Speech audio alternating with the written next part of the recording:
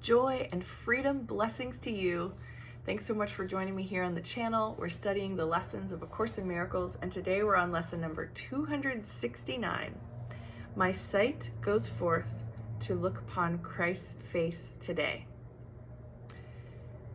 I ask your blessing on my sight today.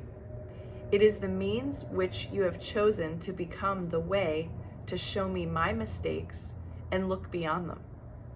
It is given me to find a new perception through the guide you gave to me, and through his lessons to surpass perception and return to truth. I ask for the illusion which transcends all those I made. Today I choose to see a world forgiven, in which everyone shows me the face of Christ and teaches me that what I look upon belongs to me, that nothing is except your Holy Son. Today our sight is blessed indeed. We share one vision as we look upon the face of him whose self is ours. We are one because of him who is the Son of God, of him who is our identity. So here in Ken Wapnick's manual, he has a couple comments here that I think are excellent. So his intro to the lesson, I'm going to read to you first. The face of Christ is the symbol for the innocence of God's Son, and to look upon his face means to look upon our brothers sinlessly.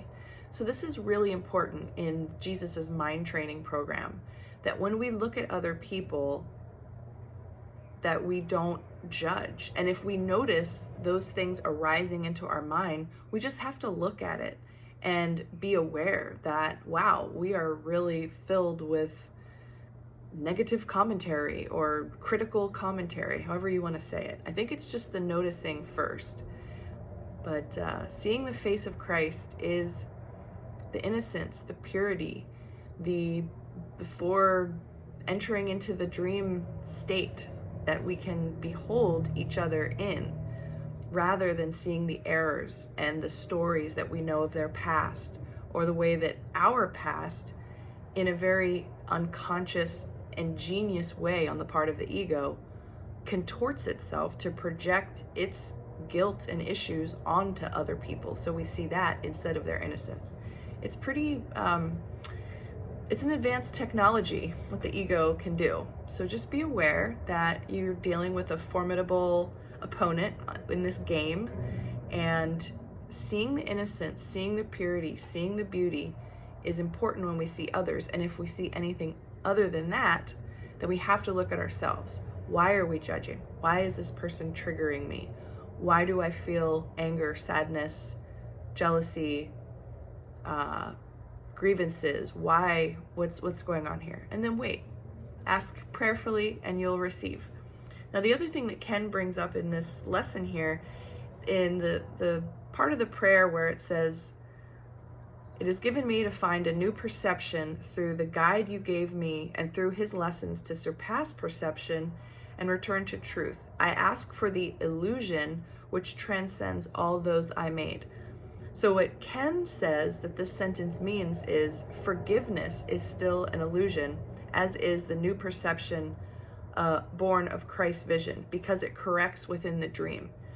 So even though the Course in Miracles is all about us having a forgiveness practice, forgiveness is only needed in this illusory dream. When we're back in oneness and we remember who we are, and we're no longer in this fake planet called Earth, we don't need to forgive anything.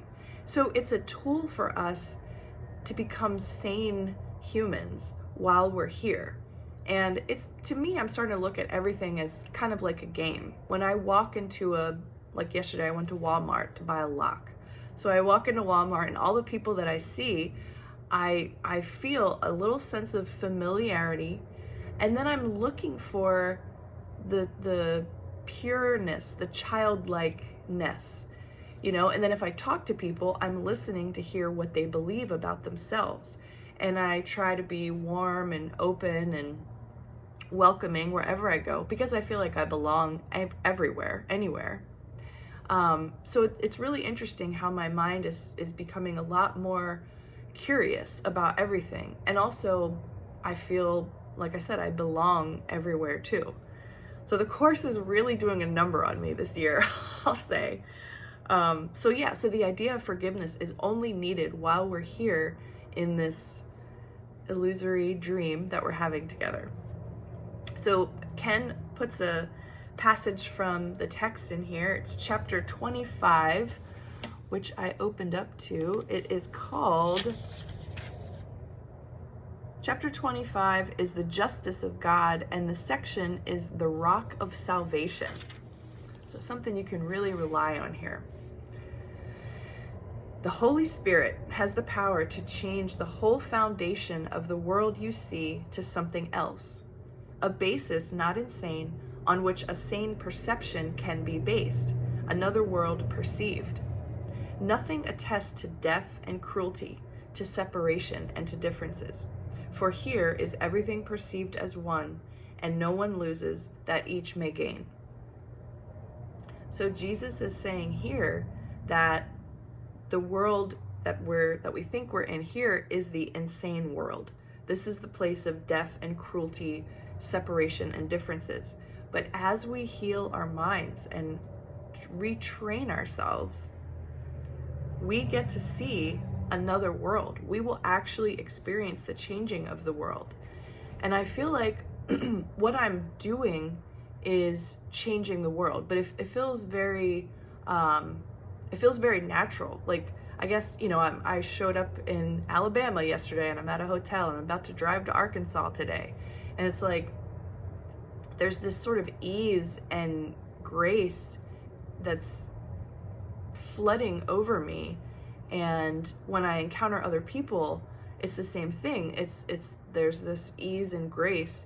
And I believe that this is the beginning of what perceiving the new world is like. I don't think we're going to see shocking things, because that's ego-based. That's like the ego saying, prove to me that you're having this awakening experience.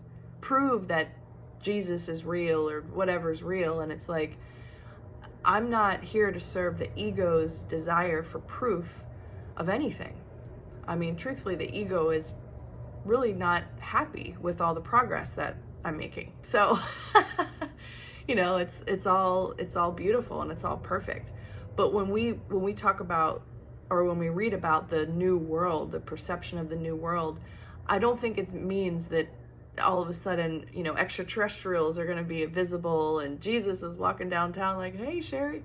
Like, I think it'll be a lot more subtle, and it's going to just be a feeling of peace that you have with you all the time. And then when you encounter other people from this peaceful state, you see something different and beautiful and new in them. And that's the transformation that we'll see. So I'm expecting miracles in a way that may not change the actual view of life out here, but I'll feel it on the inside. And I'll know that my energy, as I'm interacting with so-called other beings who are really just parts of me, something is shifting in them as well. There's a friendlierness, there's a more, openness with others that I meet. So that's what I'm going to be thinking about today as I'm driving. My sight goes forth to look upon Christ's face. Enjoy, have a wonderful day, and I'll see you back here again on the next video.